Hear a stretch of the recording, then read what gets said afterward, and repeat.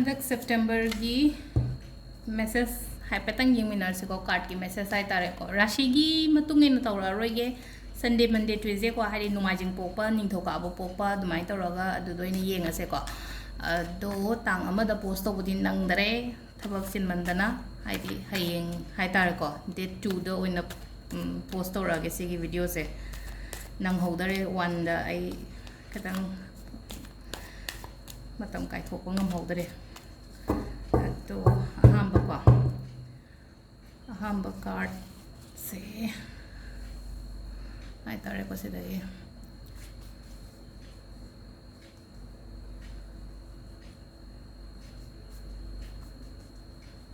numai jing gi ni ko ahamba gi se ko ai di Sunday kino to ba kang bu mai gi hai tare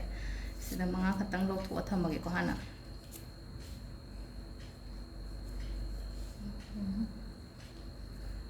Mari manga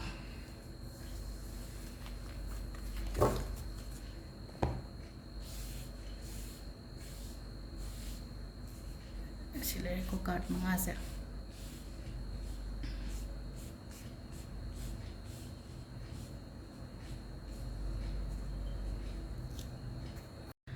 sida leire numajing numit ki numajing pokwa mi ye hash na ko hamba gi ko ado khoi first the world card and like a world card se si je khoina pass ka ketang changdam nar se ko hadi mamang da ka shu thoi do pa kem ta adum yam smoothly chalam gani ko life se hadi thaina hai tar ko do hojik sina mamangi hai tar ko pass card se nang da thoi do problem kem ta lei gi de ko ado hojik se yam kana lan thing na bagi mawong ne ta seng na hairaga di ko hadi nang na hojik tawri ba na sagi thabak tu da hai tar ko hadi keno to ba hai tar ko hadi sida ai je lan hai tar gi lan hairaga hadi thang pai na raga lan to do katang na te ko life ta struggle nang struggling timing hai tar ko sida hadi struggling timing oi ba do hai tar ko sida ado ketang ko hotna yam na ko hotna ra ga je wasu ware ba sai kan da do kitang break lobi ba ma darkar tai ko nang yoina break lobi yo dagi potha bi yo khatang ko hadi yam ka hena sujan ba nomjan ba kemta to gono ko ado isai thanda marak ta mu sumaina power am ba sai ba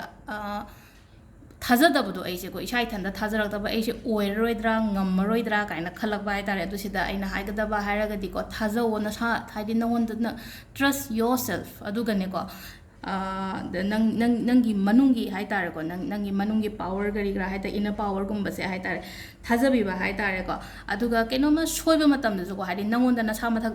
nangi na sa mathak ta blame lokshan ganu ko sai kan se da hari asoi angam yaw ro ga so ko hari nang na sa na thanda aina tau da na soi grini ko si se nang na tau da soi re na so khalla se ba keno ma hari thaba ama tau matam da si se soi gre na khalla ga nuai ta da na phamaga lai do shro po de ko para mane na khalo si je hadi lesson amane hadi soidraga di kamaina hadi mathang da kamaina point to hadi sum life si da hadi always success na traga hadi adum perfect taraga di ano botam ni ngai macha kem ta leiron do hadi soi ba so mu phaiye ba mathang da amu hena khoi do improve oina ba hai tare ko aduga nangi oina hairaga di kuidre ko nangi life ta success la ka da ban hai ko sida hadi push to na sado hadi maning han bai mahut ko hadi mamang da push to wi ba hai tare ko ai nangi dream nangi goal si hadi mai pak na bagi damak ta hai tare ko aduga amana adum hoi thabai khang gi dum challenging oi gani ko wakhan yam ka hena khanjan ko overthinking taw gono ko hadi yam taw go male ko hojik se ko adu khitang keno paisa usa gi matang da khatang plan tawraga chatpiyo hadi wakhan gumba khatang shanti lehen biyo ko aduga relationship su khatang hojik ki oina hairaga di khitang hard time gumba oi ba hai tare ko noi gi oina hard time oi ba hairaga di khitang sai kan se da hai relationship perfect oi hai ba oi de ko haje aduduna adi yamna thongna leina handle to biyo ko nangi relationship ki matang da su hairaga su ko do hamba ga ani su ba ga se leire mum su ba ko la ka tori ba hai tare ko la ka tori matam da fai ko hadi future card hai tare ko se da ko hadi future card se da nangi sel thum phajana adum marang kaina lakpa yamna balance leina hingani ko lifestyle se ko yamna balance oina hingba khotpa na hairaga di hadi nang earning do sufficient oigada ba hai tare ko nang na paisa tali do hai nang na hojik nangi earning adagi nangi tolob oiro na traga nangi karbar da oiro earning sufficient oiraga hadi aduki matik lakani nangonda paisa nu sa se hadi nang mingonda mating phawbada pangba ngamgani ba nangonda laiba paisa do na ado sida leire koi nangi lakadori ba card lakadori ba matam gi oina hai tare ko sisina ꯁꯤꯁꯤꯅ ꯑꯩꯈꯣꯏꯒꯤ ꯅꯉꯣꯟꯗ ꯀꯔꯤ ꯍꯧꯖꯤꯛ ꯅꯦꯒꯦꯇꯤቭ ꯑꯣꯏꯕ part ꯍꯥꯏꯇꯥꯔꯦꯀꯣ ꯁꯤꯗꯀꯣ ꯍꯥꯏꯗꯤ ꯁꯦꯜ ꯊꯨꯝ ꯀꯔꯤ ꯀꯔꯥ ꯍꯧꯖꯤꯛ ꯈꯤꯇꯪ ꯇꯣꯜꯂꯝꯒꯅꯤꯀꯣ ꯃꯤꯒꯤꯀꯣ ꯑꯗꯣ ꯅꯁꯥꯗꯁꯨ ꯑꯀꯤꯕ ꯑꯗꯒꯤ ꯀꯩ ꯍꯥꯏꯅꯤ ꯄꯥꯈꯠꯄ ꯈꯣꯠꯄ ꯂꯩꯔꯝꯒꯅꯤ ꯄꯩꯁꯥ ꯅꯨꯡꯁꯥꯒꯤ ꯃꯇꯥꯡꯗ ꯍꯥꯏꯔꯁꯤꯅꯦꯀꯣ ꯑꯗꯨꯒ ꯔꯤꯂꯦꯁꯟshipꯀꯤ ꯃꯇꯥꯡꯗ ꯍꯥꯏꯔꯒꯁꯨ ꯍꯥꯏꯗꯤ ꯁꯤꯗꯁꯨ ꯑꯗꯨꯝ ꯈꯔ ꯀꯤꯕ ꯂꯩꯌꯦꯀோ ꯍꯥꯏꯗꯤ ꯑꯩ ꯄꯥꯔꯠꯅꯔꯁꯤꯅ ꯑꯩꯁꯦ ꯂꯪꯊꯣꯛꯑ ꯆꯠꯈꯤꯗ꯭ꯔꯥ ꯍꯥꯏꯗꯤ ꯃꯥ ꯏꯕꯥꯏꯅꯤ ꯀꯥꯏꯅꯒꯗ꯭ꯔꯥ ꯈꯣꯠꯀꯗ꯭ꯔꯥ ꯀꯥꯏꯅ ꯈꯜꯂꯛꯄ ꯍꯥꯏꯇꯥꯔꯦꯀꯣ ꯑꯗꯣ ꯍꯧꯖꯤꯛ ꯅꯪꯒꯤ ꯑꯣꯏꯅ ꯍꯥꯏꯗꯤ ꯁꯞꯄꯣꯔꯠ ꯇꯧꯕ ꯃꯤ ꯀꯌꯥ ꯂꯩꯇꯦꯀꯣ ꯑꯗꯣ ꯋꯥꯈꯜꯁꯦ ꯅꯦꯒꯦꯇꯤቭ ꯃꯌꯥꯝ ꯑꯃ ꯈꯜꯂꯦ ꯍꯧꯖꯤꯛꯁꯦꯀꯣ ꯅꯦꯒꯦꯇꯤቭ ꯊꯣꯠꯁ ꯍꯥꯏꯇꯥꯔꯦꯀꯣ ꯁꯤꯒꯤ ꯅꯪ ꯅꯦꯒꯦꯇꯤቭ ꯊꯣꯠ ꯃꯌꯥꯝ ꯑꯃ ꯅꯪꯅ ꯐꯠꯇꯕ ꯃꯌꯥꯝ ꯈꯜꯂꯒꯗꯤꯀꯣ ꯐꯠꯇꯕꯗꯣ ꯂꯥꯛꯄ ꯌꯥꯏ ꯑꯗꯨꯅ ꯍꯥꯏꯗꯤ ꯃꯥꯏꯟꯁꯦꯠꯇꯣ ꯈꯇꯪ ꯆꯦꯟꯖ ꯇꯧꯕꯤꯕ ꯑꯃ ꯗꯔꯀꯥꯔ ꯑꯣꯏꯀꯣ ꯅꯪꯒꯤ ꯑꯣꯏꯅ ꯍꯥꯏꯗꯤ ꯑꯩ ꯈꯜꯂꯣꯏꯒꯦꯅ ꯑꯩꯅ ꯐꯠꯇꯕ ꯈꯜꯂꯒꯗꯤ ꯑꯩꯉꯣꯟꯗ ꯑꯐꯠꯇꯕ ꯂꯥꯛꯄ ꯌꯥꯏ ꯑꯗꯨꯅ ꯑꯩꯅ ꯐꯠꯇꯕ ꯈꯜꯂꯣꯏꯒꯦꯅ ꯍꯥꯏꯇꯥꯔꯦꯀꯣ ꯑꯗꯣ ꯂꯥꯁꯀꯤ ꯀꯥꯔꯠꯁꯦ ꯁꯤꯗ ꯂꯩꯔꯦꯀꯣ ꯈ꯭ꯋꯥꯏ ꯑꯔꯣꯏꯕꯒꯤ ꯀꯥꯔꯠꯁꯦꯀꯣ ꯍꯥꯏꯗꯤ ꯅꯪꯉꯣꯟꯗ ꯑꯦꯆꯤꯞꯃꯦꯟꯒꯨꯝꯕ ꯂꯩꯒꯅꯤ ꯅꯪꯒꯤ ꯂꯥꯛꯀꯗꯧꯔꯤꯕ ꯃꯇꯝꯗ ꯑꯦꯆꯤꯞꯃꯦꯟ ꯂꯩꯒꯅꯤ ꯀꯩꯅꯣ ꯑꯩꯈꯣꯏꯒꯤ ꯀꯩ ꯍꯥꯏꯅꯤ ꯑꯩꯈꯣꯏꯒꯤ ꯄ꯭ꯔꯃꯣꯁꯟꯒꯨꯝꯕ ꯀꯩꯒꯨꯝꯕꯁꯨ ꯏꯟꯗꯤꯀꯦꯠ ꯇꯧꯋꯦꯀꯣ ꯁꯥꯏ ꯀꯥꯟꯁꯤꯗ ꯍꯥꯏꯗꯤ ꯅꯪꯒꯤ ꯊꯕꯛ ꯏꯪꯈꯥꯡꯒꯤ ꯑꯣꯏꯇꯥꯔꯁꯨ ꯄ꯭ꯔꯃꯣꯁꯟꯒꯨꯝꯕ ꯍꯥꯏꯛꯀꯨꯝꯕ ꯑꯗꯒꯤ ꯉꯁꯥꯏꯒꯤ ꯑꯩꯒꯤ ꯄꯩꯁꯥ ꯅꯨꯡꯁꯥꯒꯤ ꯏꯟꯀꯝꯒꯤ ꯃꯇꯥꯡꯗ ꯑꯣꯏꯇꯥꯔꯒꯁꯨ ꯁꯤꯗ ꯈꯤꯇꯪ ꯍꯦꯟꯒꯠꯄꯒꯨꯝꯕ ꯍꯥꯏꯇꯥꯔꯦꯀꯣ ꯑꯗꯨꯒ ꯔꯤꯂꯦꯁꯟship ꯍꯥꯏꯇꯥꯔꯦꯀꯣ ꯔꯤꯂꯦꯁꯟshipꯁꯨ ꯀꯩꯁꯨ ꯑꯀꯥꯏꯕ ꯀꯩꯝꯇ ꯂꯩꯇꯦꯀꯣ ꯅꯪꯒꯤ ꯄꯥꯔꯠꯅꯔꯗꯨꯒ ꯑꯗꯨꯝ ꯐ꯭ꯌꯨꯆꯔ ꯌꯥꯝꯅ ꯂꯥꯁꯇꯤꯡ ꯑꯣꯏꯅ ꯆꯠꯃꯤꯟꯅꯒꯅꯤꯀꯣ ꯑꯗꯣ ꯁꯤꯗ ꯂꯩꯔꯦ ꯑꯍꯥꯟꯕꯒꯤ ꯅꯣꯡꯃꯥꯏꯖꯤꯡ ꯅꯨꯃꯤꯠꯀꯤ ꯀꯥꯔꯠꯁꯦ ꯁꯤ ꯂꯩꯔꯦꯀꯣ ꯂꯩꯍꯥꯛꯄ ꯅꯨꯃꯤꯠꯀꯤ ꯑꯃꯨꯛ 5 ꯈꯛꯇꯪ ꯂꯧꯊꯣꯛꯑꯁꯦꯀꯣ ꯍꯥꯏꯗꯤ ꯑꯩ ꯁꯟꯗꯣꯛꯄꯗꯤ ꯎꯠꯂꯛꯑꯔꯣꯏꯒꯦ ꯚꯤꯗꯤꯑꯣ ꯌꯥꯝ ꯁꯥꯡꯉꯅꯤ ꯑꯗꯨꯅ ꯑꯩ ꯂꯧꯊꯣꯛꯑ ꯃꯇꯨꯡꯗ ꯑꯣꯏꯅ ꯀꯩꯅꯣ ꯇꯧꯔꯛꯑꯁꯦꯀꯣ ꯃꯊꯪꯒꯤꯁꯤꯅ ꯅꯤꯡꯊꯧꯀꯥꯕ ꯅꯨꯃꯤꯠꯀꯤ ꯅꯤꯡꯊꯧꯀꯥꯕ ꯃꯟꯗꯦ ꯄꯣꯛꯄ ꯃꯤꯉꯩꯒꯤ ꯍꯥꯏꯔꯁꯤꯅꯦꯀꯣ ꯁꯤꯗꯁꯨ ꯀꯥꯔꯠꯁꯦ ꯆꯞ ꯃꯥꯟꯅ ꯊꯣꯛꯂꯛꯑꯦ ꯑꯀꯣꯟꯕꯩꯁꯤꯁꯨꯀꯣ ꯍꯥꯏꯗꯤ ꯃꯃꯥꯡꯒꯤ ꯍꯧꯈꯤꯕ ꯃꯇꯝꯗ ꯍꯥꯏꯇꯥꯔꯦꯀꯣ ꯅꯪꯒꯤ ꯍꯥꯟꯅꯗꯤ ꯑꯗꯨꯝ ꯍꯧꯖꯤꯛ ꯂꯩꯔꯤꯕ ꯀꯩꯅꯣꯁꯤꯒ ꯍꯥꯏꯔꯗꯤ ꯍꯥꯟꯅꯗꯤ ꯐꯔꯝꯒꯅꯤꯀꯣ ꯌꯥꯝꯅ ꯅꯪꯒꯤ ꯂꯥꯏꯐꯇ ꯍꯥꯏꯇꯥꯔꯦꯀꯣ ꯑꯐꯕꯒꯨꯝꯕ ꯑꯣꯏꯅ ꯂꯩꯈꯤꯕ ꯑꯣꯏꯅ ꯑꯣꯏꯕꯗꯣ ꯑꯗꯣ ꯍꯧꯖꯤꯛꯁꯦ ꯍꯧꯖꯤꯛꯀꯤ ꯑꯣꯏꯅ ꯍꯥꯏꯔꯒꯗꯤꯀꯣ ꯍꯧꯖꯤꯛꯁꯦ ꯈꯇꯪ ꯅꯪꯉꯣꯟꯗ ꯁ꯭ꯇ꯭ꯔꯦꯁ ꯂꯩꯔꯝꯒꯅꯤꯀꯣ ꯁ꯭ꯇ꯭ꯔꯦꯁ ꯂꯩꯔꯝꯒꯅꯤ ꯑꯦꯟꯖꯥꯏꯇꯤ ꯂꯩꯔꯝꯒꯅꯤ ꯏꯚꯟ ꯗꯤꯄ꯭ꯔꯦꯁ ꯍꯥꯏꯇꯥꯔꯦꯀꯣ ꯗꯤꯄ꯭ꯔꯦꯁꯟ ꯅꯥꯕ ꯍꯥꯏꯕ ꯅꯠꯇꯦꯀꯣ ꯑꯣꯟꯂꯤ ꯋꯥꯈꯟꯗ ꯗꯤꯄ꯭ꯔꯦꯁ ꯑꯣꯏꯕ ꯍꯥꯏꯇꯥꯔꯦ ꯈꯇꯪꯀꯣ ꯑꯗꯣ ꯁꯤꯗ ꯍꯥꯏꯁꯦ ꯍꯥꯏꯗꯤ ꯁ꯭ꯇ꯭ꯔꯦꯁ ꯑꯦꯟꯖꯥꯏꯇꯤ ꯍꯥꯏꯔꯒꯗꯤ ꯋꯥꯈꯜ ꯌꯥꯝ ꯀꯥ ꯍꯦꯟꯅ ꯈꯟꯖꯟꯕ ꯑꯗꯒꯤ ꯆꯤꯟꯇꯥ ꯌꯥꯝꯅ ꯇꯧꯕ ꯍꯥꯏꯇꯥꯔꯦꯀꯣ ꯅꯪꯉꯣꯟꯗ ꯍꯧꯖꯤꯛ ꯂꯩꯔꯤꯕ ꯅꯪꯒꯤ ꯄ꯭ꯔꯣꯕ꯭ꯂꯦꯝ ꯍꯥꯏꯇꯥꯔꯦꯀꯣ ꯅꯪꯒꯤ ꯄ꯭ꯔꯣꯕ꯭ꯂꯦꯝꯗꯨꯅ ꯃꯔꯝ ꯑꯣꯏꯔꯒ ꯍꯥꯏꯇꯥꯔꯦꯀꯣ ꯑꯗꯣ ꯁꯤꯗ ꯍꯥꯏꯀꯣ ꯁꯤꯗ ꯍꯥꯏꯗꯤ ꯀꯩꯝꯇ ꯈꯟꯕꯤꯒꯅꯣ ꯍꯥꯏꯗꯤ ꯃꯇꯝꯁꯤꯗꯀꯣ ꯍꯥꯏꯗꯤ ꯃꯇꯝꯁꯤꯗ ꯁꯔꯦꯟꯗꯔ ꯇꯧꯊꯣꯛꯑ ꯆꯠꯄꯤꯕ ꯍꯥꯏꯇꯥꯔꯦꯀꯣ ꯍꯥꯏꯗꯤ ꯑꯗꯨꯝ ꯐꯖꯔꯛꯀꯅꯤꯗ ꯍꯥꯏꯗꯤ ꯑꯩꯒꯤ ꯃꯇꯝꯗꯣ ꯌꯧꯔꯀꯥꯟꯗ ꯑꯗꯨꯝ ꯐꯖꯔꯛꯀꯅꯤꯗ ꯑꯩꯅ ꯍꯧꯖꯤꯛ ꯔꯤꯂꯦꯁꯟshipꯃꯛꯇ ꯍꯥꯏꯔꯁꯤꯅꯦꯀꯣ ꯔꯤꯂꯦꯁꯟshipꯇꯁꯨ ꯈꯤꯇꯪ ꯅꯨꯡꯉꯥꯏꯔꯝꯗꯦꯕ ꯅꯨꯡꯉꯥꯏꯇꯕ ꯈꯣꯠꯇꯕ ꯑꯗꯨꯝ ꯂꯩꯌꯦꯕ ꯔꯤꯂꯦꯁꯟship ꯅꯨꯡꯉꯥꯏꯇ꯭ꯔꯦ ꯍꯥꯏꯔꯗꯤ ꯔꯤꯂꯦꯁꯟshipꯇ ꯅꯕꯥꯏꯅꯤ ꯈꯥꯏꯅꯧ ꯀꯩ ꯍꯥꯏꯅꯤ ꯈꯥꯏꯅꯧ ꯇꯣꯉꯥꯟꯅ ꯂꯩꯌꯣ ꯍꯥꯏꯕ ꯅꯠꯇꯦꯕ ꯁꯤꯗ ꯍꯥꯏꯗꯤ ꯃꯇꯝ ꯈꯔ ꯄꯤꯌꯣꯕ ꯑꯦꯛꯁꯟ ꯀꯩꯝꯇ ꯂꯧꯒꯅꯨꯀꯣ ꯏꯕꯥꯏꯅꯤ ꯃꯣꯠ ꯆꯥꯟꯅꯗ꯭ꯔꯦ ꯏꯕꯥꯏꯅꯤ ꯇꯣꯉꯥꯟꯅ ꯂꯩꯔꯦ ꯀꯥꯏꯅ ꯈꯟꯕ ꯈꯣꯠꯄ ꯑꯗꯨꯃꯥꯏꯅ ꯅꯠꯇꯕꯤꯗꯀꯣ ꯍꯥꯏꯗꯤ ꯖꯁ ꯒो ꯋꯤꯠ ꯗ ꯐ꯭ꯂꯣ ꯀꯣ ꯍꯥꯏꯗꯤ ꯑꯗꯨꯒ ꯁꯤꯗ ꯍꯥꯏꯁꯦ ꯑꯩꯈꯣꯏꯅ ꯍꯥꯏꯀꯣ ꯍꯥꯏꯗꯤ ꯑꯃ ꯂꯩꯌꯦꯀꯣ ꯍꯥꯏꯗꯤ ꯃꯇꯝꯁꯦ ꯈꯣꯏꯔꯝꯃꯒ ꯆꯠꯂꯣ ꯍꯥꯏꯅꯕꯅꯤꯀꯣ ꯃꯇꯝꯁꯦ ꯈꯣꯏꯔꯝꯃꯒ ꯆꯠꯂꯣ ꯍꯥꯏꯁꯦ ꯑꯐꯕ ꯃꯇꯝ ꯐꯠꯇꯕ ꯃꯇꯝ ꯍꯥꯏꯁꯦ ꯃꯤꯑꯣꯏꯕꯒꯤ ꯀꯩꯅꯣꯁꯦ ꯂꯣꯏ ꯂꯥꯛꯄ ꯉꯥꯛꯇꯅꯤꯅ ꯑꯗꯨꯗꯨꯅ ꯍꯥꯏꯗꯤ ꯃꯇꯝꯁꯦ ꯑꯩꯈꯣꯏꯅ ꯑꯣꯜꯋꯦꯁ ꯈꯣꯏꯔꯝꯃꯒ ꯆꯠꯄꯤꯕ ꯍꯥꯏꯇꯥꯔꯦꯀꯣ ꯍꯥꯏꯗꯤ ꯉꯁꯤ ꯅꯨꯡꯉꯥꯏꯇ꯭ꯔꯒꯁꯨ ꯍꯌꯦꯡꯗꯤ ꯅꯨꯡꯉꯥꯏꯔꯛꯀꯅꯤꯀꯣ ꯍꯥꯏꯕꯒꯤ ꯏꯁꯥꯗ ꯕꯤꯂꯤꯐ ꯑꯃꯒ ꯂꯣꯏꯅꯅ ꯍꯥꯏꯇꯥꯔꯦꯀꯣ ꯑꯗꯣ ꯁꯤꯁꯤꯅ ꯀꯥꯔꯠ ꯅꯝꯕꯔ 2 ꯂꯩꯔꯦꯀꯣ ꯀꯥꯔꯠ ꯅꯝꯕꯔ 3 ꯁꯤꯅ ꯑꯃꯨꯛ ꯁꯤꯗꯀꯣ ꯁꯤꯗ ꯆꯤꯇꯤꯡꯒꯨꯝꯕ ꯇꯧꯕ ꯌꯥꯏꯀꯣ ꯅꯪꯉꯣꯟꯗ ꯃꯤꯅ ꯆꯤꯇꯤꯡꯒꯨꯝꯕ ꯇꯧꯕ ꯌꯥꯏ ꯈꯣꯠꯄ ꯍꯥꯏꯔꯒ ꯅꯪꯉꯣꯟꯗ ꯑꯣꯏꯗ ꯄꯥꯗꯕ ꯇꯧꯔꯒ ꯍꯥꯏꯗꯤ ꯄꯩꯁꯥ ꯅꯨꯡꯁꯥ ꯂꯧꯊꯣꯛꯄ ꯑꯣꯏꯔꯣ ꯅꯠꯇ꯭ꯔꯒ ꯔꯤꯂꯦꯁꯟshipꯀꯤ ꯃꯇꯥꯡꯗ ꯍꯥꯏꯔꯒꯁꯨ ꯅꯪꯉꯣꯟꯗ ꯉꯁꯥꯏꯒꯤ ꯅꯪꯒꯤ ꯄꯥꯔꯠꯅꯔꯗꯨꯅ ꯅꯪꯉꯣꯟꯗ ꯆꯤꯇꯤꯡꯒꯨꯝꯕ ꯇꯧꯕ ꯈꯣꯠꯄ ꯑꯗꯨꯃꯥꯏꯅ ꯍꯥꯏꯇꯥꯔꯦꯀꯣ ꯑꯗꯨꯅ ꯈꯇꯪ ꯆꯦꯛꯁꯤꯟꯕꯤꯕ ꯑꯃ ꯗꯔꯀꯥꯔ ꯑꯣꯏꯀꯣ ꯁꯤꯗ ꯑꯗꯨꯒ ꯁꯤꯗꯀꯣ ꯍꯧꯖꯤꯛ ꯔꯦꯁꯄꯣꯟꯁꯤꯕꯤꯂꯤꯇꯤꯁ ꯌꯥꯝ ꯌꯥꯝꯃꯦꯀꯣ ꯅꯪꯉꯣꯟꯗ ꯅꯪꯒꯤ ꯏꯃꯨꯡꯒꯤ ꯑꯣꯏꯔꯣ ꯅꯠꯇ꯭ꯔꯒ ꯅꯪꯒꯤ ꯑꯣꯐꯤꯁꯀꯤ ꯑꯣꯏꯔꯣ ꯔꯦꯁꯄꯣꯟꯁꯤꯕꯤꯂꯤꯇꯤꯁ ꯌꯥꯝ ꯌꯥꯝꯕꯁꯤꯗ ꯅꯪ ꯅꯁꯥꯒꯤꯗꯃꯛꯇ ꯅꯪ ꯃꯇꯝ ꯀꯥꯏꯊꯣꯛꯅꯤꯡꯉꯥই ꯂꯩꯇꯦꯕ ꯍꯧꯖꯤꯛꯁꯦ ꯑꯗꯨꯅ ꯌꯥꯔꯒꯗꯤ ꯅꯁꯥꯒꯤꯗꯃꯛꯇ ꯃꯇꯝ ꯀꯥꯏꯊꯣꯛꯄꯁꯦ ꯌꯥꯝ ꯗꯔꯀꯥꯔ ꯑꯣꯏꯀꯣ ꯅꯠꯇ꯭ꯔꯒꯗꯤ ꯍꯥꯏꯗꯤ ꯅꯪꯉꯣꯟꯗ ꯅꯥꯔꯛꯄ ꯈꯣꯠꯂꯛꯄ ꯈꯣꯠꯄ ꯑꯃ ꯑꯗꯨ ꯐꯥꯎꯕ ꯂꯥꯛꯄ ꯌꯥꯏꯕ ꯁꯤꯗ ꯅꯪꯅ ꯅꯁꯥꯒꯤꯗꯃꯛꯇ ꯅꯪ ꯀꯦꯌꯔ ꯂꯧꯕ ꯍꯥꯏꯇꯥꯔꯦꯀꯣ ꯍꯥꯏꯗꯤ ꯈꯤꯇꯪ take care of your health and yourself ꯀꯣ ꯁꯤꯗ ꯑꯩꯅ ꯍꯥꯏꯒꯗꯕꯅ ꯍꯥꯏꯔꯒꯗꯤ ꯍꯥꯏꯗꯤ ꯅꯪ ꯅꯁꯥꯒꯤꯗꯃꯛꯇ ꯅꯪꯒꯤ ꯍꯦꯜꯊꯀꯤ ꯑꯗꯨꯒ ꯅꯪ ꯅꯁꯥꯒꯤꯗꯃꯛꯇ ꯅꯪ ꯈꯤꯇꯪ ꯀꯦꯌꯔ ꯂꯧꯕꯤꯌꯨꯀꯣ ꯑꯗꯨꯒ ꯉꯁꯥꯏꯒꯤ ꯊꯕꯛ ꯏꯪꯈꯥꯡꯁꯤꯁꯨ ꯌꯥꯔꯒꯗꯤ ꯏꯊꯟꯗ ꯌꯥꯅꯤ ꯑꯄꯪ ꯊꯧꯅꯥꯗꯧꯅ ꯍꯥꯏꯔꯁꯤꯅꯦꯀꯣ ꯏꯊꯟꯗ ꯑꯄꯪ ꯊꯧꯅꯥꯗꯧꯅ ꯅꯪꯅ ꯂꯣꯏꯅꯃꯛ ꯇꯧꯒꯅꯨꯀꯣ ꯊꯕꯛꯁꯦ ꯍꯥꯏꯗꯤ ꯈꯤꯇꯪ ꯁꯤꯡꯅ ꯍꯥꯏꯗꯤ ꯍꯧꯖꯤꯛꯀꯥꯟꯗꯤ ꯅꯍꯥꯟꯋꯥꯏꯗꯤ ꯍꯥꯔꯠ ꯋꯥꯔꯛ ꯍꯥꯏꯅꯗ꯭ꯔꯥ ꯍꯧꯖꯤꯛꯀꯥꯟꯗꯤ ꯁ꯭ꯃꯥꯔꯠ ꯋꯥꯔꯛꯁꯦ ꯆꯠꯅꯔꯕꯅꯤ ꯃꯤꯁꯤꯡꯁꯦ ꯍꯥꯏꯗꯤ ꯍꯥꯔꯠ ꯋꯥꯔꯛ ꯇꯧꯕꯁꯦ ꯁꯝꯅ ꯍꯥꯏꯔꯕꯗ ꯄꯪꯕ ꯃꯤꯅ ꯇꯧꯒꯗꯕꯅꯦꯕ ꯑꯗꯣ ꯑꯩꯈꯣꯏꯅ ꯍꯥꯔꯠ ꯋꯥꯔꯛ ꯍꯥꯏꯅ ꯍꯥꯏꯔꯦꯅꯣ ꯁꯤꯗꯀꯣ ꯍꯧꯖꯤꯛꯀꯥꯟ smartly work tauba haidi hard work ki mahutta hai tare ko sida haidi smartly handle tauba hai tare ko situations la ko matam problem la ko matam da hai tare aduga number 5 ko number 5 se kitang ko haidi paisa nungsa gi matang da kitang problem legani obstacles la kani ko haidi ups down gumba la ko gumba hai tare ko atara ga su haidi faith thambiyo ko haidi faith thambiyo thajaba thambiyo haidi give up to gono life to ko aduga nangna haidi phatana khallagadi phat sai kan sidagi haidi phatana khallagadi nangonda amu hena phataba oirakani ba aduduna yaragadi sai kan sida phataba wakhan khanbi daba hai tare ko aduga nangi mindset se haidi positive mindset thambiba mayam darkar royo kitang negative card oiraga kara mix up tor lai ko sigi ningthoka ba mi ngai gi sa do mathangi mu yeminar se ko la pon me kya sisina akogi leba pok mi ngai gi haidi ningthoka ba namai jing ningthoka ba tawre ko sina la poi ko Lapogi ahamba gi se yenga se ko hamba si se pass card chan lokale ko haidi ho ki ba matam hai tare ko nangi ho ki ba matam sida nang se hotna ba yamna kalle ko hotna ba yamna kan ba nang na hotna gi ba thabak tu gi haidi ma hi di soidana phangam gani ko nangi sigi pot sigi nang na hotna gi do mamang do hotna gi ba hai tare ko result ti soidana phangam gani ko nangi oina aduga hojik hai tare ko present se nangonda aphabagumba la ohai ba le ko haidi aphabala lakpa adagi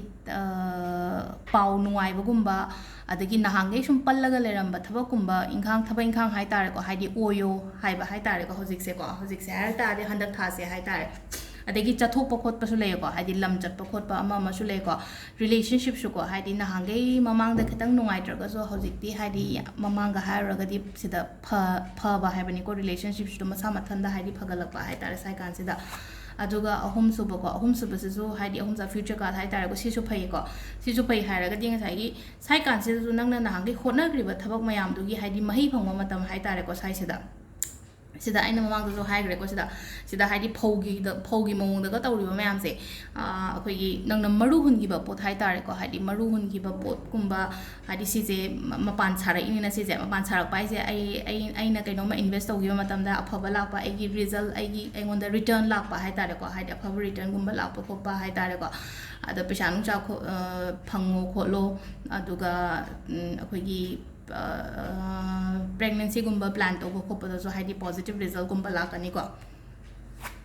aduga se ko sisina haidi nangi blog jaga da hai tare ko haji se nang do problem leiba dagi nang on da sum nuai ta ba ko ta mayam du dagi leitho ga chen ye na khalle ko chen gano lentho leitho ga chen gano haji leitho ga chen be mo to ko mayok no face to wo ai se kana no hai bu do khangal lo ko ai se kana no hai bu do khangal lo hai raga di haidi sida haidi problem la ko matam da haidi mai le thoga mana ba talle ga na ga haidi chen bana tabi do ko haidi mayok na raga sina chumme sina lale nang la ai na chumma ga di hai tare ko nang na chumma ga di ai sai phau di chumme aduna haidi ai ke do bogi chat toino ai ke do boi thado chat toino hai na chingba hai tare ko si je mayok na bi ba haidi mamai le thoga chen be mota aduga sida su haidi khotna ba se haidi la ko dori ba matam khara se hai tare ko sida haidi responsibility se yam khalakani nong da haji ko responsibility se yam khalakani aduna haidi sida aina hai ga mamang du haji hai gre ko smartly handle to ko haidi nangi thaba inkhang gi matang da hai tare haidi isai than da haidi polum do loina thangalaga chatpagi mohutta mathangi se sina hama judgment lakre ko judgment lakpa se hai tare na noi imung da kai da haidi akoi gi luhong kai hong ba gumba hau lei gi ba gumba leram gani ko luhong kai hong bo oiro na traga haidi nang na kui na ngai rak pa thaba gumba haidi phangki ba hai tare ko sina pass tani ko aise hojik ki wana te ko nangi mamang da lei gi ba do hai tare ko haidi celebrations gumba ni haira se na traga yum da luhong kai hong bo gumba thoki ba adegi aigi ayetpa pot gumba haidi oi ki bagumba hai tare ko hamba gi se aduga hojik se khatang ko khar keno taw bio ko haidi pothabi ba hai tare ko ta sing na har kan da hojik se nangi oina pothabi ba hai raga di kamaina no hai kan se da wakhan se pura down oirangani bhaji ko haidi wakhan se down oiba dagi haidi kitang stress hai tare ko se stress tension gumba leiba kot pa du maina le ko sida kitang matam lothopio ko matam lothopio aduga rest tobio ko haidi sida haidi mina khatna ba horo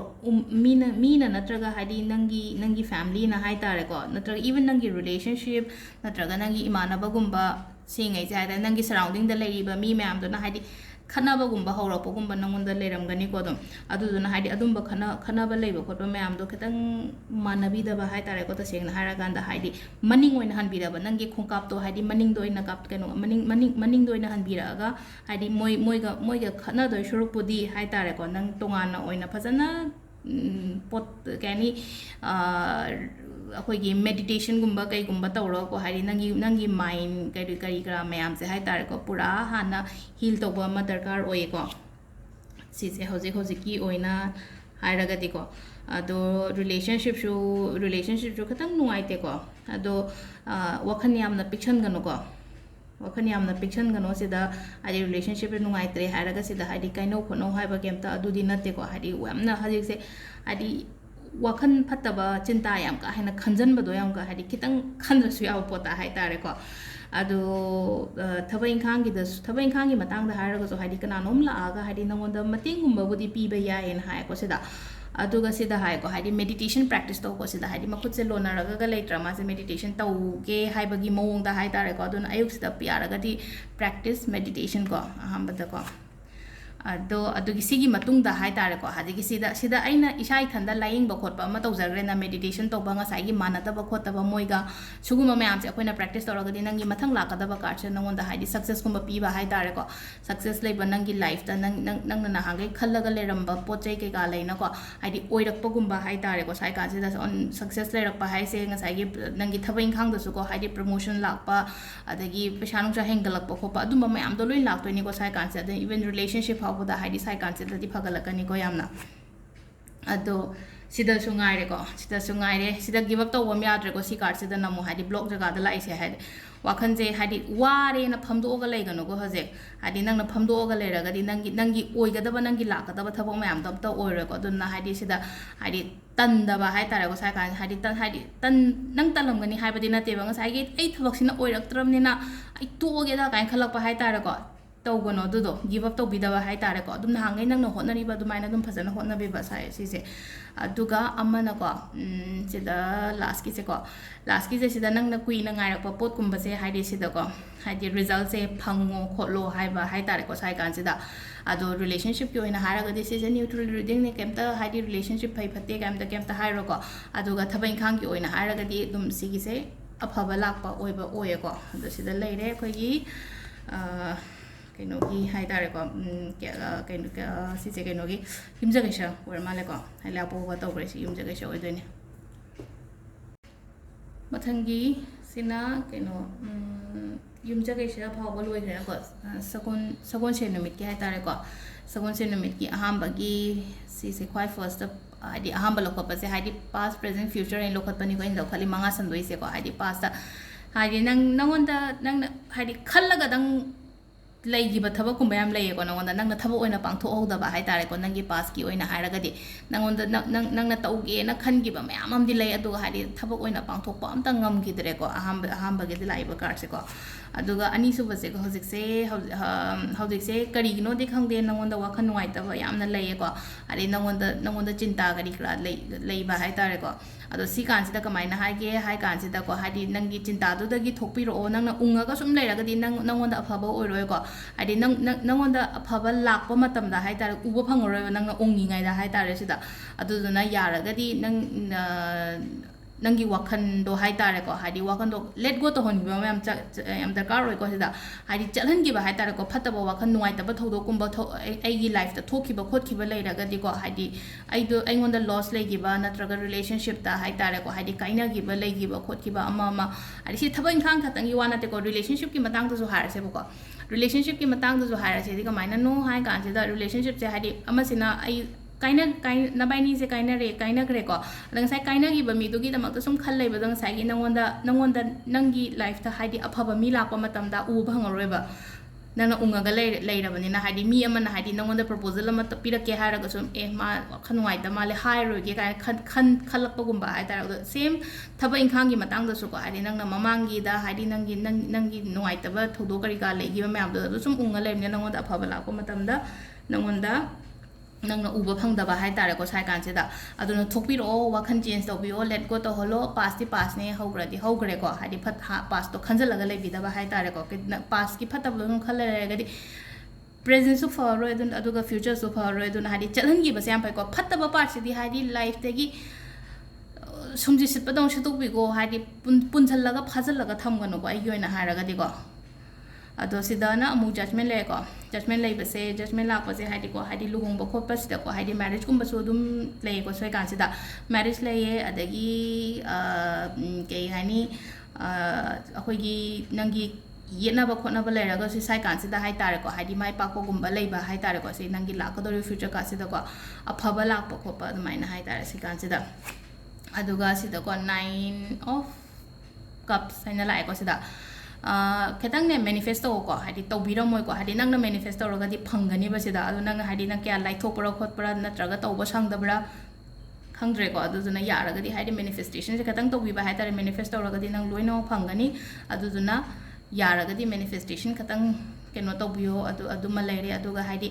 ꯅꯪ position ꯑꯐꯕ ꯑꯝꯗ ꯍꯧꯖꯤꯛ ꯐꯝꯃꯒ ꯂꯩꯌꯦꯅꯁꯨ ꯈꯜꯂꯁꯦꯕ ꯈꯪꯕ꯭ꯔꯥ ꯍꯥꯏꯗꯤ ꯅꯪꯒꯤ ꯄꯣꯁꯇꯣ ꯌꯥꯝꯅ ꯑꯋꯥꯡꯕ ꯑꯝꯗ ꯂꯩꯔꯦꯅ ꯈꯜꯂꯁꯦ ꯑꯗꯨꯗ ꯗꯔꯀꯥꯔꯗꯣ ꯍꯥꯏꯗꯤ ꯅꯪꯒꯤ ꯏꯒꯣꯒꯨꯝꯕ ꯀꯩꯒꯨꯝꯕꯗꯣ ꯄꯨꯁꯟꯕꯤꯔꯛꯀꯅꯨꯀꯣ ꯅꯪꯒꯤ ꯊꯕꯛꯇ ꯂꯩꯔꯝꯒꯅꯤ ꯍꯥꯏꯕ ꯅꯠꯇꯦꯀꯣ ꯍꯥꯏꯗꯤ ꯃꯤꯁꯦ ꯂꯥꯛꯄ ꯌꯥꯎꯋꯤꯅꯀꯣ ꯑꯩꯒꯤ ꯁ꯭ꯇꯦꯇꯁ ꯑꯃ ꯀꯩ ꯑꯃ ꯂꯥꯛꯑꯒꯗꯤ ꯑꯗꯨꯅ ꯍꯥꯏꯗꯤ ꯏꯒꯣꯒꯨꯝꯕ ꯀꯩꯒꯨꯝꯕ ꯅꯪ ꯄꯨꯁꯟꯕꯤꯔꯛꯇꯕ ꯍꯥꯏꯇꯥꯔꯦ ꯑꯗꯣ ꯂꯥꯁꯀꯤꯁꯦ ꯑꯦꯖ ꯑꯣꯐ ꯄꯦꯟꯇꯤꯀꯜꯁꯀꯣ ꯑꯦꯖ ꯑꯣꯐ ꯄꯦꯟꯇꯤꯀꯜꯁꯦ ꯑꯃꯨꯛ ꯐꯩꯌꯦꯀꯣ ꯁꯤꯗ ꯍꯥꯏꯗꯤ ꯅꯪꯉꯣꯟꯗ ꯑꯣꯄꯣꯔꯆꯨꯅꯤꯇꯤꯁ ꯑꯣꯐꯔ ꯃꯅꯤ ꯍꯥꯏꯇꯥꯔꯦꯀꯣ ꯍꯥꯏꯗꯤ ꯑꯐꯕ ꯃꯌꯥꯝ ꯑꯃ ꯅꯪꯒꯤ ꯂꯝꯕꯤꯗ ꯂꯥꯛꯑꯣ ꯍꯥꯏꯕ ꯂꯩꯌꯦꯀꯣ ꯑꯗꯨꯗꯨꯅ ꯃꯤꯠ ꯅꯥ ꯁꯤꯡꯉꯣ ꯁꯤꯒꯤ ꯄꯣꯠꯁꯦ ꯅꯪ ꯎꯍꯧꯔꯣꯏ ꯅꯥꯟꯊꯣꯛꯈꯤꯅꯤꯀꯣ ꯍꯥꯏꯗꯤ ꯀꯨꯏꯅ ꯂꯩꯕꯗꯤ ꯑꯣꯏꯔꯣꯏ ꯅꯪꯒꯤ ꯃꯃꯥꯡꯗ ꯅꯪꯒꯤ ꯂꯥꯏꯐꯇꯀꯣ ꯑꯗꯨꯗ ꯅꯪꯅ ꯃꯤꯠ ꯅꯥ ꯁꯤꯡꯕ ꯑꯃ ꯌꯥꯝ ꯗꯔꯀꯥꯔ ꯑꯣꯏꯀꯣ ꯍꯥꯏꯗꯤ ꯍꯦꯛ ꯂꯥꯛꯄ ꯃꯇꯝꯁꯤꯗ ꯇꯥꯞ ꯂꯥꯎ ꯂꯧꯍꯧꯅꯕ ꯍꯥꯏꯇꯥꯔꯦ ꯄꯣꯠꯁꯦꯀꯣ ꯑꯗꯣ ꯁꯤ ꯂꯩꯔꯦ ꯁꯒꯣꯜꯁꯦꯟꯒꯤ ꯏꯔꯥꯏꯒꯤ ꯑꯃꯨꯛ ꯌꯦꯡꯃꯤꯟꯅꯔꯁꯤꯀꯣ ꯁꯤꯗ ꯃꯊꯪꯒꯤ ꯏꯔꯥꯏ ꯅꯨꯃꯤꯠꯀꯤꯀꯣ ꯏꯔꯥꯏ ꯅꯨꯃꯤꯠꯀꯤ ꯄꯥꯁ ꯀꯥꯔꯠꯇꯗꯤ ꯁꯤꯗꯗꯤ ꯍꯥꯏꯗꯤ ꯑꯐꯕꯗꯤ ꯂꯥꯛꯈ꯭ꯔꯦꯀꯣ ꯅꯪꯒꯤ ꯑꯣꯏꯅ ꯍꯥꯏꯗꯤ ꯅꯪꯒꯤ ꯑꯣꯏꯅ ꯊꯕꯛ ꯏꯪꯈꯥꯡ ꯀꯩꯀꯥ ꯂꯥꯛꯑꯝꯕ ꯌꯥꯏ ꯑꯐꯕ ꯑꯗꯒꯤ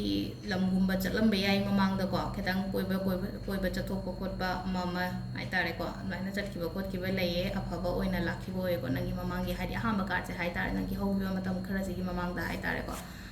ꯑꯗꯣ ꯍꯧꯖꯤꯛꯅ ꯑꯃꯨꯛ ꯍꯧꯖꯤꯛ ꯍꯥꯏꯇꯥꯔꯦꯀꯣ ꯄ꯭ꯔꯦꯖꯦꯟꯁꯦ ꯁꯤꯗ ꯃꯤꯅ ꯍꯥꯏꯇꯥꯔꯦꯀꯣ ꯍꯥꯏꯗꯤ ꯑꯩꯒꯤ ꯄꯥꯔꯠꯅꯔꯅ ꯆꯤꯇꯤꯡꯒꯨꯝꯕ ꯕꯤꯇ꯭ꯔꯦꯒꯨꯝꯕ ꯇꯧꯔꯛꯄ ꯈꯣꯠꯄ ꯍꯥꯏꯇꯥꯔꯦꯀꯣ ꯅꯪꯉꯣꯟꯗ ꯑꯣꯏꯗ ꯄꯥꯗꯕꯒꯨꯝꯕ ꯍꯥꯏꯗꯤ ꯇꯧꯕ ꯈꯣꯠꯄ ꯍꯥꯏꯇꯥꯔꯦꯀꯣ ꯑꯗꯨꯃ ꯂꯩꯔꯦ ꯍꯥꯏꯗꯤ ꯔꯤꯂꯦꯁꯟshipꯀꯤꯗꯅꯤꯀꯣ ꯁꯤꯁꯤꯅ ꯑꯩ ꯍꯥꯏꯁꯦꯀꯣ ꯔꯤꯂꯦꯁꯟship ꯅꯠꯇꯕꯤꯗ ꯑꯃꯨꯛ ꯊꯕꯛ ꯏꯪꯈꯥꯡꯒꯤ ꯀꯩꯒꯤꯗ ꯍꯥꯏꯔꯒꯗꯤꯀꯣ ꯄꯩꯁꯥ ꯅꯨꯡꯁꯥꯒꯤ ꯃꯇꯥꯡꯗ ꯍꯥꯏꯔꯣꯀꯣ ꯃꯤꯉꯣꯟꯗ ꯄꯩꯁꯥ ꯄꯤꯕꯤꯗꯕ ꯈꯣꯠꯇꯕ ꯑꯗꯒꯤ ꯊꯕꯛ ꯃꯐꯝꯗꯁꯨ ꯈꯤꯇꯪ ꯅꯨꯡꯉꯥꯏꯔꯣꯏꯀꯣ ꯍꯥꯏꯗꯤ ꯑꯣꯐꯤꯁꯀꯨꯝꯕꯗ ꯊꯕꯛ ꯇꯧꯕ ꯈꯣꯠꯄ ꯃꯤ ꯂꯩꯔꯒꯗꯤ ꯅꯪꯒꯤ ꯊꯕꯛ ꯅꯪꯒꯤ ꯋꯥꯔꯛ ꯄ꯭ꯂꯦꯁꯇꯣ ꯍꯧꯖꯤꯛ ꯈꯤꯇꯪ ꯅꯨꯡꯉꯥꯏꯔꯦ ꯑꯗꯨꯅ ꯍꯥꯏꯗꯤ ꯍꯩꯅ ꯁꯤꯡꯅ ꯆꯠꯄꯤꯌꯣ ꯁꯥꯏ ꯀꯥꯟꯁꯤꯗ ꯑꯗꯣ ꯅꯝꯕꯔ 4 ꯀꯣ ꯅꯝꯕꯔ 4ꯁꯦ ꯄꯩꯁꯥ ꯅꯨꯡꯁꯥꯗꯤ ꯅꯪꯉꯣꯟꯗ ꯂꯥꯛꯑꯣꯗꯤ ꯍꯥꯏꯕ ꯂꯩꯌꯦꯀꯣ ꯑꯗꯣ ꯄꯩꯁꯥꯁꯦ ꯄꯩꯁꯥꯒꯤꯗꯪ ꯈꯜꯂꯒ ꯊꯕꯛ ꯇꯧꯕꯤꯒꯅꯣ ꯍꯥꯏꯗꯤ ꯄꯩꯁꯥꯁꯤꯗꯤ एनर्जी मखल अमनेको सिसे हाइदि अमुक चटकनी अमुक लाकनी अखोइगी लाइफ दा हाइदिको हाइदि एगी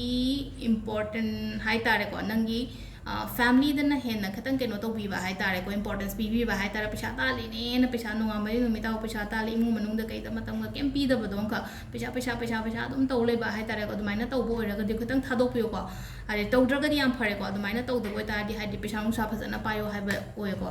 अमरोमददि अदुगा अदुमाइना खनबा लेरगदि वाखंदो खतंग चेंज तौबीबा मा दरकार ओयको सिगी मथंगिसिनको सिदा सोमु चपमाना लेरको हाइदि वाखन आइडियाज बिजनेस आइडियाज अदगी क्रिएटिव ती ओयको यामना हाइदि क्रिएटिव माइंड ओइबदो ओइबा हाइतारेको नंगसे अदो क्रिएटिव माइंड ओइबा अदगी नंगोंदा आइडियाज मयाम अमा लेये कई मयाम होगेना काइना खल्लगदि लेयको खन्नंग खल्ले अदो अमदा थबो ओइना पांथोक्ट्रिको यारगदि पांथोपियो खन्नंग खल्लगदि हाइदि अदुम खल्लगदंग लेहौरनी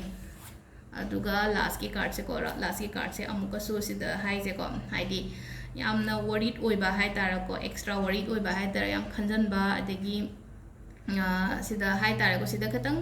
अइना हजिक की ममांगी रीडिंग दुदा यावगिबनेको हाइदि ममांगी सगोन से नुमित की दुदा यावगिबने इसागी दमकता हाइतारको सिदा हाइदि पोथाबिबा रेस्ट तौबसे यम दरकार रोइको नंगना रेस्ट तौद्रगदि नंगना वखन फतबदो सुम खंजलगदि नंगोंदा नारकपा खोलकपा अमा मयाम से लोइना लाकनिको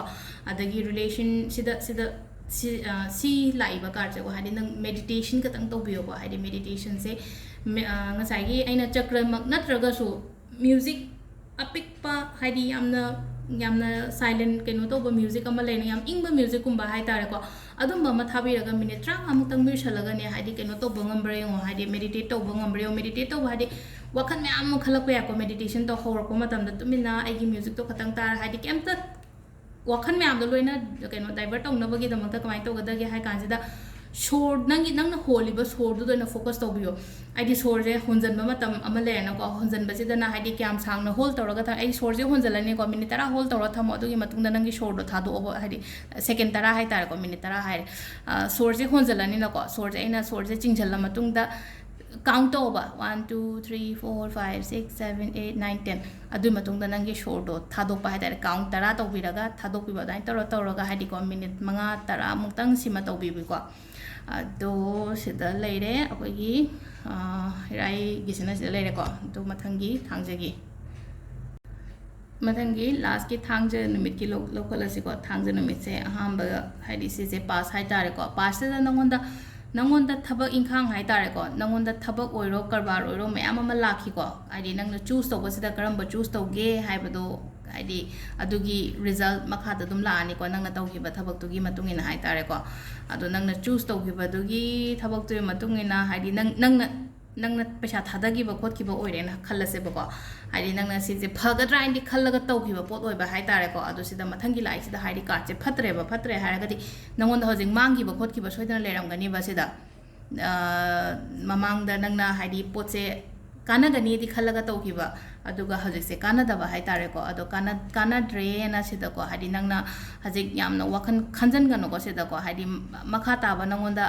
mayam ama su lady ko sida haidi cups mayam ama lay side na kanda su cups mayam lay na ko sida sanagi cups hai tare ko golden cups kumba hai tare aduduna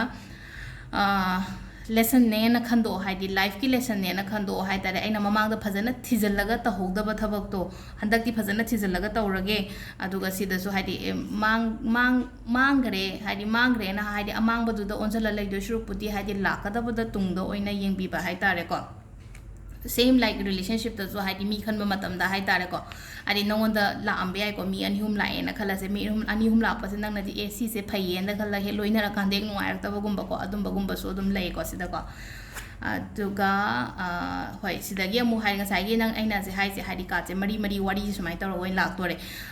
sida kai gum ba nang na thokpi ra aga di nang gi sigi wakhan si dei thokpi ra aga di nang on da success lak pa mu oi ko sigi saksi card se da haidi nang on da success leiba income hengalak pa promotion leiba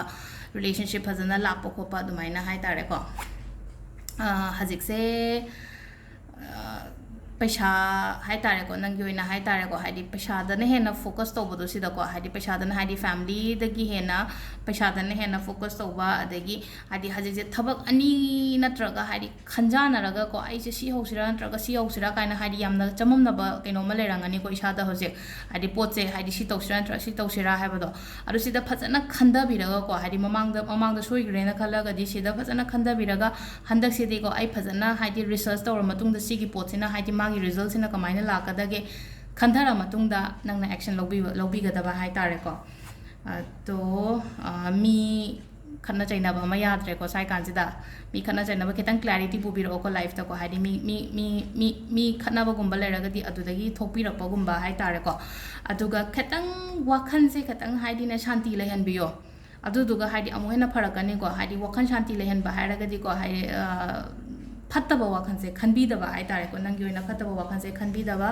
ari sida mi se yamna ing ari hi tonga chakhibagi type tam tawise hi tonga chakhiba se chaklo haibana te ba sida hari mind game nga tane ba amorom dari hari yamna langba jaga nga sagi hari leirami ba nangna khalami ba phataudi me amdu dagi aido lapna chathoge ko aido aphaba shanti oina hai tare ko hari yamna peacefully yamna calm oiba mafam da leige hai tare ko wakhan je smai taraga khandok bi ba hai tare ko ado sida leire ngasigi namajing to ka bale pa pokpa jaga song je irai thangja hai tare ko haidi kainogi numit ki matungina hai tare noi pokpa numit to hai petang adum ai makhada ke ka i ba khope kem to ro ge ai matam je katang pharak tare ko adu dan haidi dum forward to yeng biro isai ma pa do ꯑꯗꯣ ꯀꯩꯅꯣꯒꯤ ꯑꯩꯈꯣꯏꯒꯤ ꯀꯩꯅꯣꯁꯦ ꯂꯩꯔꯦꯀꯣ ꯀꯥꯔꯠꯀꯤ ꯃꯦꯁꯦꯖꯉꯩꯁꯦ ꯂꯩꯔꯦꯀꯣ ꯍꯟꯗꯛꯀꯤ ꯁꯦꯞꯇꯦꯝꯕꯔꯒꯤ ꯃꯈꯥ ꯇꯥꯅ ꯅꯨꯡꯇꯤꯒꯤꯗꯨꯗꯤ ꯅꯨꯡꯇꯤꯒꯤ ꯑꯗꯨꯝ ꯍꯥꯞꯄꯛꯑꯅꯤꯀꯣ ꯅꯨꯡꯇꯤꯒꯤꯗꯣ ꯌꯦꯡꯕ ꯅꯨꯡꯉꯥꯏ ꯍꯥꯏꯔꯛꯄ ꯌꯥꯎꯋꯦ ꯑꯗꯨꯗꯨꯅ ꯑꯩꯅ ꯅꯨꯡꯇꯤꯒꯤꯁꯨ ꯑꯗꯨꯝ ꯃꯇꯝ ꯑꯩ ꯉꯥꯛꯇꯪ ꯃꯤꯅꯤꯠ 35 ꯀꯨꯟ ꯑꯃ ꯈꯥꯏꯗꯣꯛꯑꯒ ꯑꯩ ꯑꯌꯨꯛꯁꯦ ꯑꯗꯨꯝ ꯁꯦꯝꯕ ꯉꯝꯅꯕ ꯇꯧꯕꯅꯦꯀꯣ ꯅꯨꯡꯇꯤꯒꯤꯁꯦ ꯑꯗꯨꯗꯨꯅ ꯌꯦꯡꯃꯤꯟꯅꯔꯁꯦꯀꯣ ꯃꯈꯥ ꯇꯥꯅ ꯑꯗꯨꯝ ꯉꯁꯤꯒꯤꯗꯤ ꯁꯤ ꯂꯣꯏꯁꯤꯜꯂꯁꯦ ꯊꯦꯡꯛ ꯌꯨ